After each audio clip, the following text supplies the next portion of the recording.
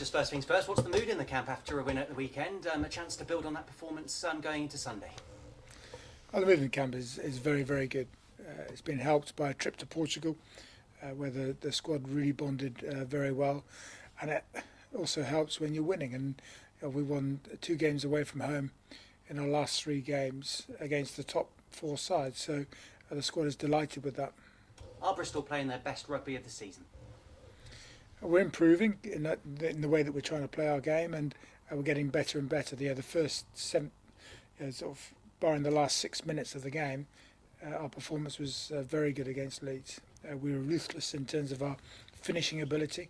We got inside there 22 5 times and scored 5 tries, and our defence was much improved. Unfortunately, we just tailed off in that last 6 minutes, but looking at what we saw in that first 74 minutes was very, very pleasing, and we had complete control of the game. You've been very consistent this season. You want a complete performance. Are we getting close to that? Or is that impossible? We're moving in the right direction, and I think that's the key for everything that we're trying to do, is to keep improving. This is the first step for us, and that's to qualify for the playoffs. Once we've done that, then you focus on that next step, which is going to be winning the playoffs. But we're close, and hopefully this weekend we'll achieve it, getting the right amount of points so that we are in the playoffs. Are you thinking about the playoffs at all at this stage, or is it the old cliche you're taking each game as it comes? The importance for everybody is they keep working hard, and everyone focuses on the next game, because that's what we've done over the last year. We've focused on each performance, and selection takes care of itself if guys are playing well, but also all they can do is go out and perform to their very best. And whenever we're on the field, we want players producing their best, and at no stage to be able to drop off. So we keep encouraging that, we keep challenging it. The players themselves are developing their leadership, and you saw that in the way that they performed at the weekend. Mark Sorensen's captained the side very well. Ricky Tapuno came on and started his first game for a while, and was in complete control. And Nick Robinson is getting better and better, and it's delighted how the 3 of them played. And as ever, you're working hard behind the scenes. Another big announcement on Monday with Ryan Jones. Just talk us about that. What a coup it is for Bristol getting his services.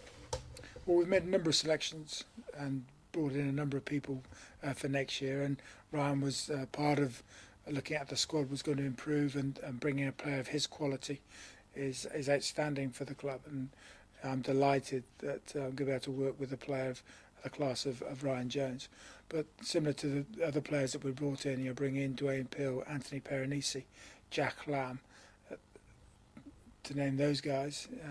There's some real talent that's coming in that will raise the standards, and everything we're about is about how we can get better, raise the standards, and keep improving. And that's how we set out from day one, and we're going to keep working that way, whether it's improvements that individual players make, the improvements we make in the way that we play the game, collectively, the improvements that we all make as people, but also there will be a number of players that are brought in, and you see with the additions that we're making for next year that it's very exciting.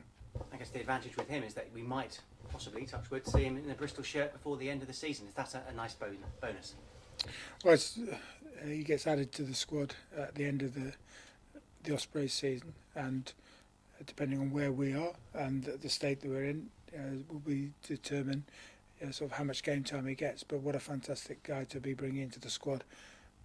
And with each signing you make, does it make it any easier attracting other players to the club? You go, look, we've signed player A, player B, player C. Does that make them sit up and go, I want to be part of this for next season as well?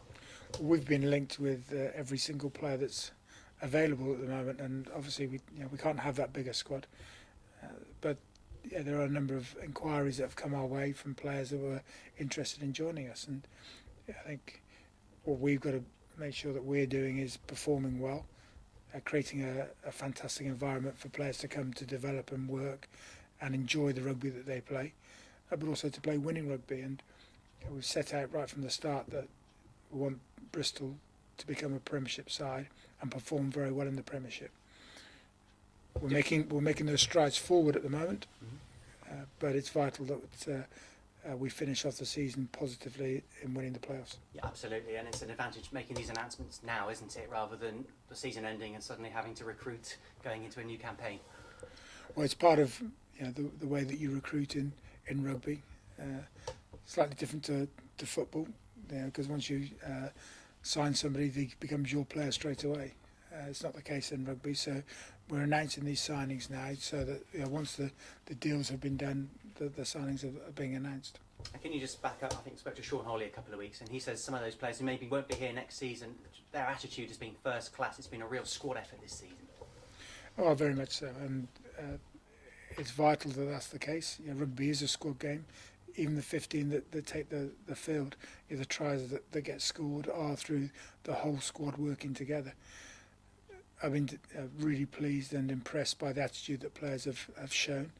I've given them some bad news, and they've been able to take that in the right way and think about what is best for themselves and how they're going to work with us for the rest of the season. And I've always felt it's important to be open about the direction that players are going, and for a lot of players, it's if I'm bringing somebody in and they're not going to be playing that much, it's right that they leave to get rugby.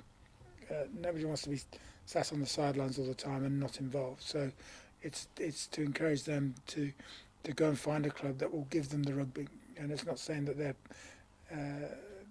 they're not good players. They are very good players, but I believe I'm bringing better players in. And if you're doing that, then it's right that certain players move on. More short term, Ealing on Sunday.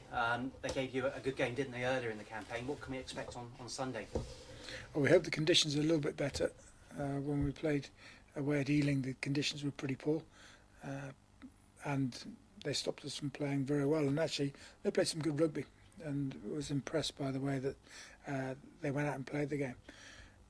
For us playing at home, we lost one game at home this year, which we're bitterly disappointed to do in front of our home fans. And it being Mothering Sunday, we hope that a lot of mothers come along and watch the way that we play.